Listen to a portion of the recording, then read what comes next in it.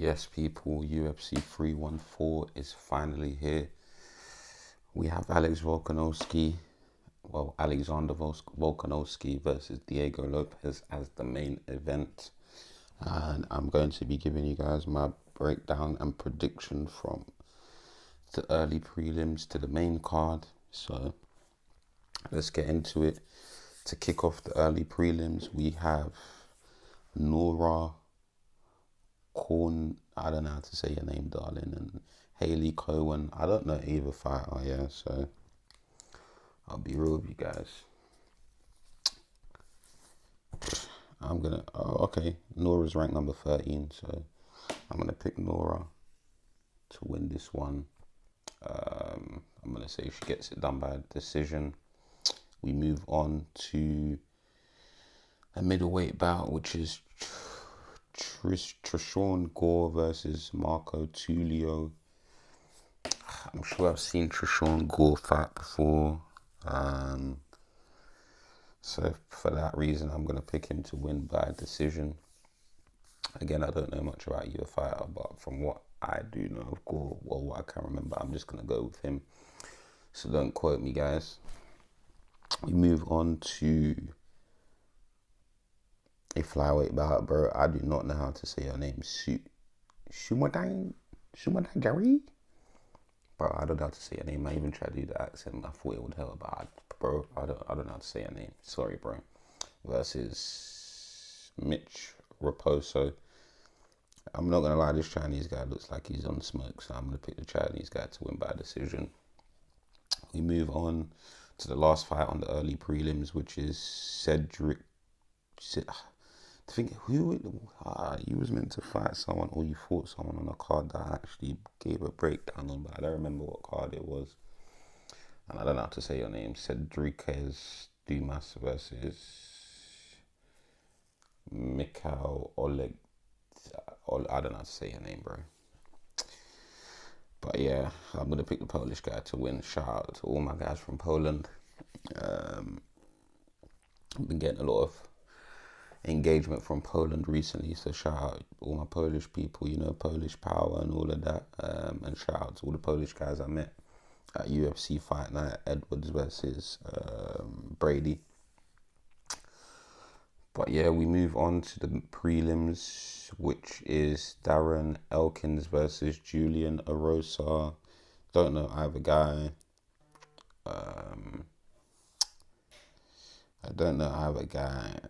But they have a similar they have a similar record. Let's see who win by. I'm gonna go Darren Elkins by decision. We move on to an interesting matchup on the prelims, which is Jim Miller versus Chase Hooper. Part of me wants to go with Jim Miller, but Chase Hooper is the fresher and younger fighter, and he is really improving. Especially the last fight I saw him, I'm sure he got a finish. I think it was a submission. It was a good performance, though, I can't lie.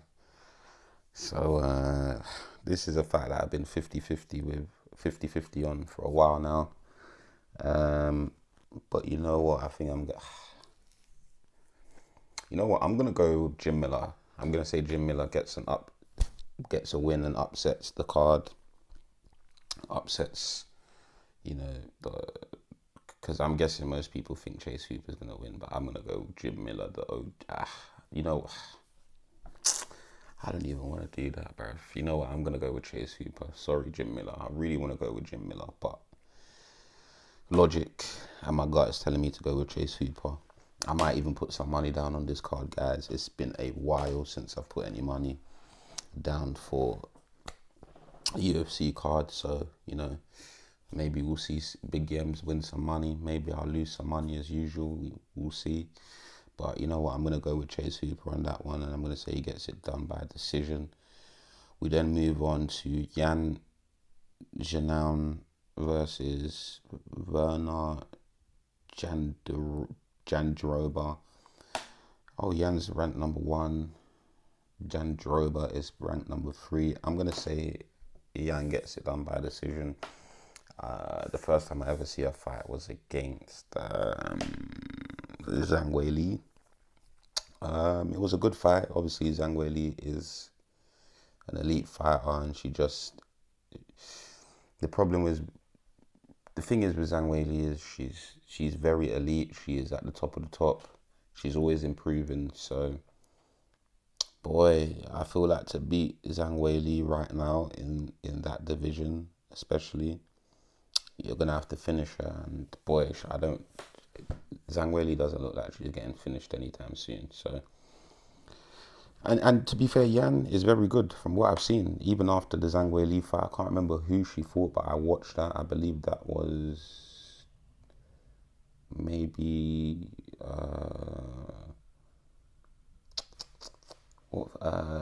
there was a fight Lorna Kavanagh fought on, and there was a card Lorna Kavanagh fought on, and it was in China, I believe, and I'm sure she fought on that card, but I'm going to have to pick Yan to win that one by decision because I like what I've seen.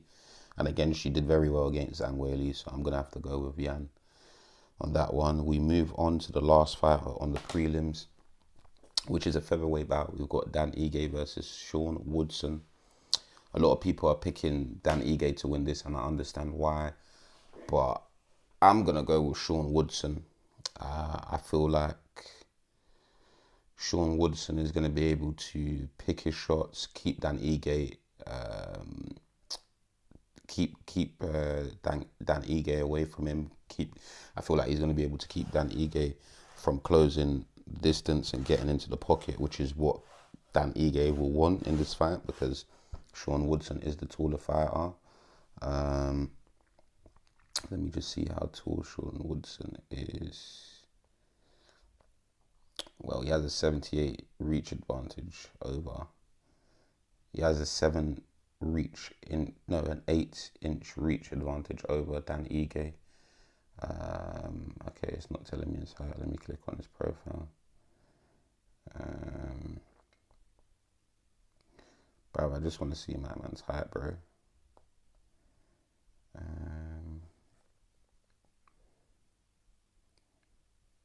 Wait, height. 74 point. Bro, why can't you just tell me like 6 foot what? Like man's telling me 74.50 centimeters. I'm guessing that is what I don't know and I don't care. I can't be bothered to look for that, but yeah, I'm gonna go Sean Woodson just because I feel like he's the taller fighter, and I do feel like Danny Ige is gonna have problems with the reach, although Dan Ige's got the power. And to be fair, he probably will push forward and there probably will be times where he gets in the pocket. But I think overall, Woodson, I like what I've seen from Woodson recently. So I think he's going to be able to pick his shots and, yeah, keep Dan Ige away for most of the fight. And I think he gets the job done by decision. I know a lot of people are going to disagree with me, but I'm going to have to, just on what I've seen recently, I liked what I've seen from Woodson, so I'm going to go with him. We move on to the main card, and to kick off the main card, we have Nikita Krylov versus Dominic Reyes. I'm going to go Dominic Reyes straight up, and I'm going to say this one goes to a decision. I think Dominic Reyes is the better fighter. He put on a good performance in his last fight, and yeah, it's just quite unfortunate that what happened to Reyes happened to him. Why the fuck has it done that, bruv? Sorry about that, guys. My light died, so if the quality doesn't look as good as before, it's because my light decided to die, even though it still had 2 bars of life. Thank you, light. But anyways, yeah, Dominic Reyes. I think Dominic Reyes gets this one done by decision. We move on to Yair Rodriguez versus Patricio Pitbull. I'm going to be honest, guys. I think Yair Rodriguez gets this one done, but I'm worried, man. I'm worried that Pitbull... You see, the thing is with Yair, he throws very awkward strikes. He's got very good kicks. I think he has a taekwondo background. Yair Rodriguez has a very awkward way of throwing kicks and his strikes in general. So it's going to be an interesting fight. But my worry is if Patricio catches Yair, I feel like he does have the power to stop Yair Rodriguez. Obviously, Pitbull has beat Chandler. Patricio is, I think he's 40. I might be wrong. I think he's 40 now. And I'm just worried that we're going to see a repeat of, when these fighters get to, because everyone likes to talk shit and say UFC is not the highest level of MMA. But every time we've seen fighters come from other organizations and cross into the UFC, we tend to see the levels. So that's my question going into this fight. So just based on that, I'm going to go with Yair Rodriguez.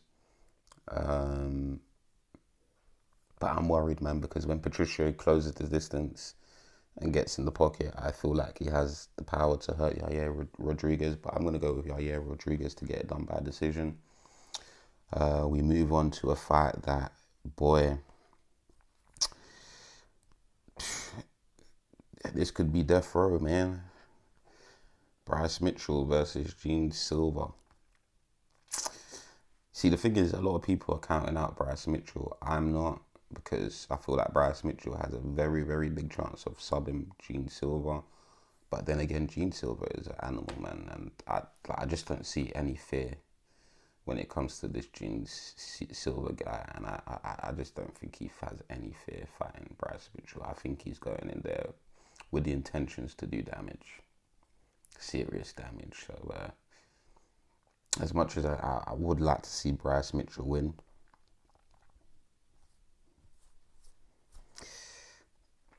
and it's sad, Bryce, because you do say some controversial shit, but I like the fact that you're riding with God.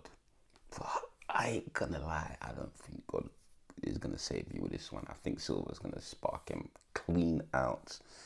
And it's sad because I don't really want to see that happen to Bryce Mitchell. But unfortunately, the UFC are feeding him to Gene Silva. So, I'm going to go with Gene Silva to win this one by KO. Although, I'm going to check the odds. Because I know if I put money on Bryce Mitchell to get a submission and he wins, I know I'm going to win big money. So if you're watching that, just bear that in mind. Maybe put a little something on that. But yeah, I don't know if that's going to happen. But we move on to the co-main event, which is a lightweight bout. Michael Chandler versus Paddy Pimblett. Obviously, if Paddy wins this, he gets a number 7 ranking. And Chandler moves down in the ranking. And guys, damn, Paddy Pimblett is a favourite, I'm shocked because, listen guys, like you guys would have seen, some of you guys would have seen me on live with Combat Kings a few weeks ago for the Edwards and Brady fight. And we had a brief little discussion about this fight. And I'm going to be honest with you guys, yeah, a lot of people are actually counting out Michael Chandler because of Paddy's ground game. He has very good ground game, I won't lie. But boy, I think people... Listen, bruv. People forget, man. People forget. Listen. Michael Chandler has fought, I think, since he's been in the UFC, he's only fought top 10 or top 5 fighters. And he's lost to all of them. The only one he beat was... I don't even think Tony Ferguson was ranked them times. I might be wrong. But yeah, Michael Chandler hasn't actually beat anyone in the top 10 in the UFC. I can't think off the top of my head, but fucking hell, that's poor, man. I ain't gonna lie to you, Michael Chandler, that's poor. And Paddy, listen, Paddy had a close fight with Jared Gordon. And I'm not gonna lie to you guys, I think Chandler is going to test Paddy's chin in this fight. Honestly, I really think he will. And don't get me wrong, obviously, Paddy has a big chance of submitting Chandler. We've seen Chandler be submitted before. I'm sure Dustin Poirier submitted him. But fuck it, guys. I'm going Michael Chandler by finish. I'm saying round 2. Because I don't think Michael Chandler is going to come into this fight fighting the way he fought against Charles Oliveira, because that wasn't the real Michael Chandler. And I honestly believe if Michael Chandler comes into this fight the way he usually comes into fights, that's going to cause a lot of problems for Paddy.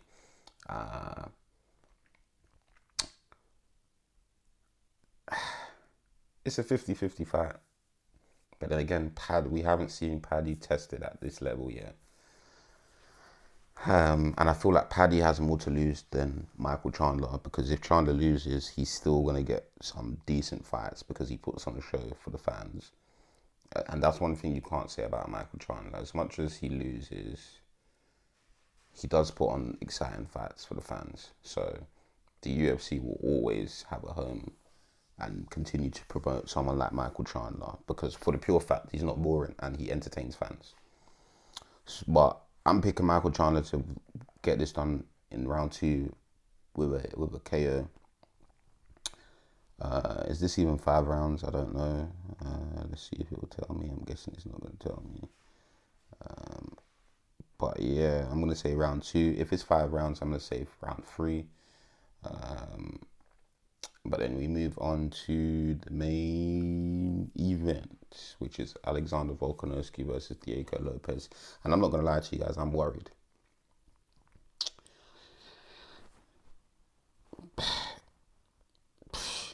Listen, everyone I know is saying Volk this, Volk that, Volk's going to get his belt back, etc., etc. But I ain't going to lie to you guys, yeah. I'm worried because I listen. I do think Lopez will land on Volkanovski. It's 5 rounds. I know what we're gonna. Honestly, I know what we're gonna see from Volkanovski. We're gonna see a very smart, calculated Volkanovski picking his shots. He'll probably pick Diego Lopez apart for a large portion of the fight.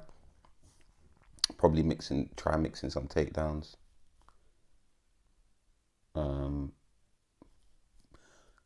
But I'm just worried about when they exchange in the pocket and Lopez lands. Because we've seen what Lopez can do. He's got the power, in my opinion, to put Alexander Volkanovski out. And I would have loved to have seen Diego Lopez versus Ilia Topuria. That's a fight I was really looking forward to, but we're not going to get it now. Who do I think the better fighter is? Alex Volkanovski, like the all-round fighter. But I'm worried, man. I'm worried. I don't want to go against Volkanovski, but listen, guys, I'm gonna pick Alex Volkanovski today, yeah. But don't be surprised if you guys see me put on my bet slip and like on the day, and I've picked Diego Lopez to win by KO because I'm worried about that chin of Volkanovski.